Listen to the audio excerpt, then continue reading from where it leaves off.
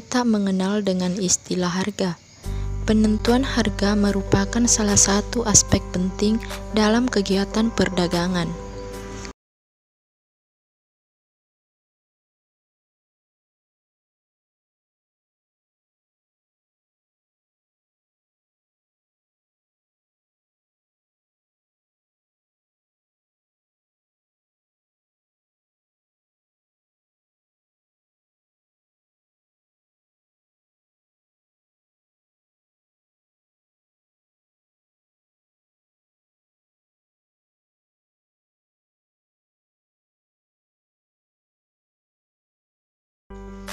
Harga menjadi sangat penting diperhatikan, mengingat harga menentukan laku tidaknya suatu produk dalam perdagangan.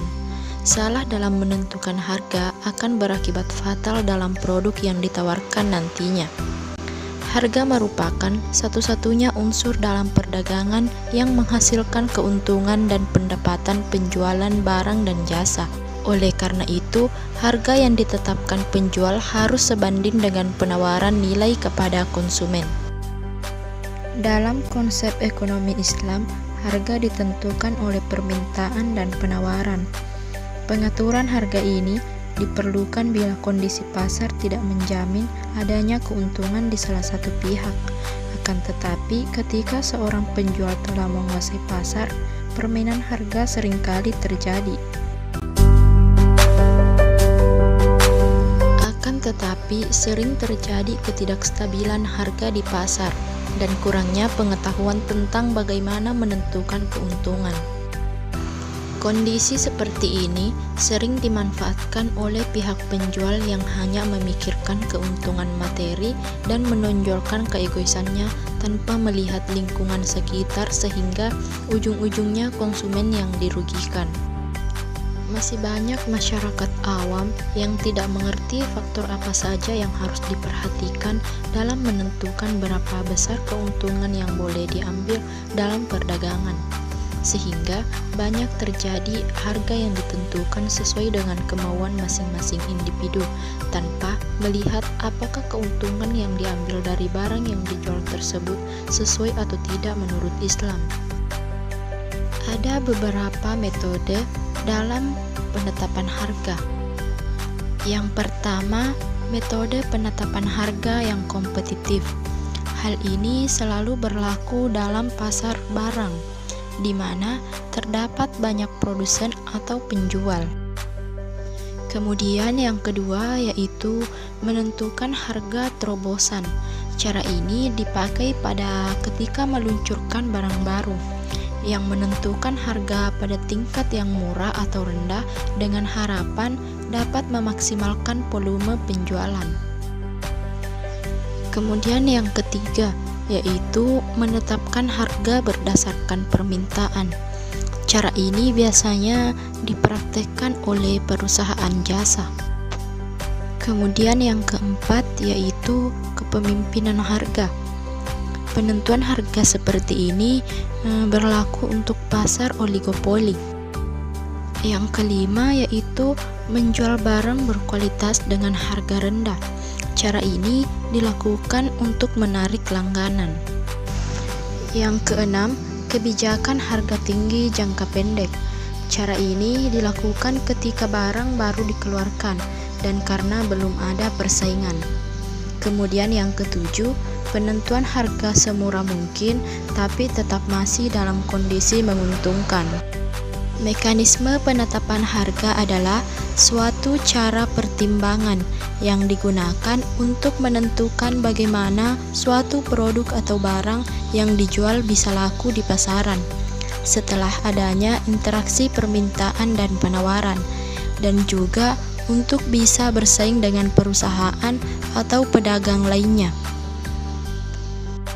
Abu Yusuf mengatakan bahwa mekanisme dalam penetapan harga tidak terlepas dari mekanisme pasar.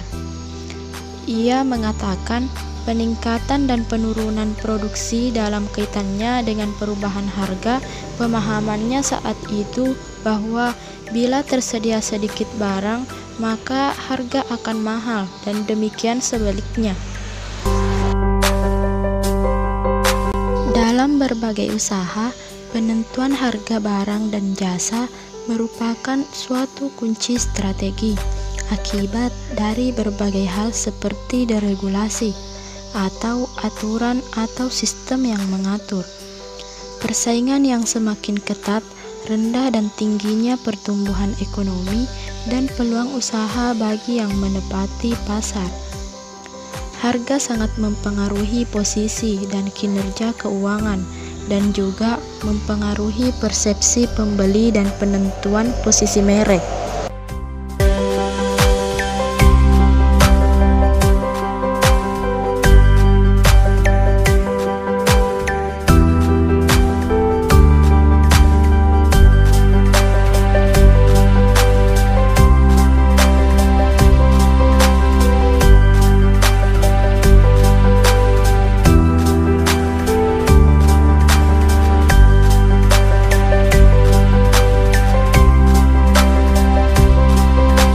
Harga menjadi ukuran bagi konsumen, di mana ia mengalami kesulitan dalam menilai mutu produk yang kompleks yang ditawarkan untuk memenuhi kebutuhan dan keinginan. Apabila barang yang diinginkan konsumen adalah barang dengan kualitas atau mutu yang baik, maka tentunya harga tersebut mahal. Sebaliknya, bila yang diinginkan konsumen adalah dengan kualitas biasa-biasa saja atau tidak terlalu baik, maka harga tidak terlalu mahal. Kesalahan dalam menentukan harga dapat menimbulkan berbagai konsekuensi dan dampak. Tindakan penentuan harga yang melanggar etika dapat menyebabkan pelaku usaha tidak disukai pembeli. Bahkan, para pembeli dapat melakukan suatu reaksi yang dapat menjatuhkan nama baik penjual. Apabila kewenangan harga tidak berada pada pelaku usaha, melainkan berada pada kewajiban pemerintah, maka penetapan harga yang tidak diinginkan oleh pembeli, dalam hal ini sebagian masyarakat, bisa mengakibatkan suatu reaksi penolakan oleh banyak orang atau sebagian kalangan. Reaksi penolakan itu bisa diekspresikan dalam berbagai tindakan yang kadang-kadang mengarah pada tindakan narkis atau kekerasan yang melanggar norma hukum. Harga hanya terjadi pada akad, yakni sesuatu yang direlakan dalam akad, baik lebih sedikit, lebih besar, atau sama dengan nilai barang. Biasanya, harga dijadikan penukaran barang yang diridhoi oleh kedua pihak yang melakukan akad. Dalam memilih harga itu, perusahaan harus mempertimbangkan faktor-faktor tambahan, seperti dampak kegiatan pemasar lain. Harga akhir harus memperhitungkan kualitas dan iklan merek relatif terhadap kompetisi. Merek dengan kualitas relatif rata-rata, tetapi anggaran relatif tinggi mampu mengenakan harga premium. Merek dengan kualitas relatif tinggi dan iklan relatif tinggi memperoleh harga tertinggi. Begitupun sebaliknya. Hubungan positif antara harga tinggi dan iklan tinggi berlaku paling kuat dalam tahap siklus hidup produk selanjutnya bagi pemimpin pasar. Kemudian, kebijakan penetapan harga perusahaan.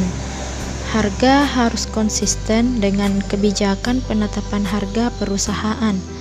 Pada saat yang sama, perusahaan tidak menolak untuk menentukan penalti penetapan harga di bawah keadaan tertentu, meskipun kebijakan ini sering dapat dibenarkan.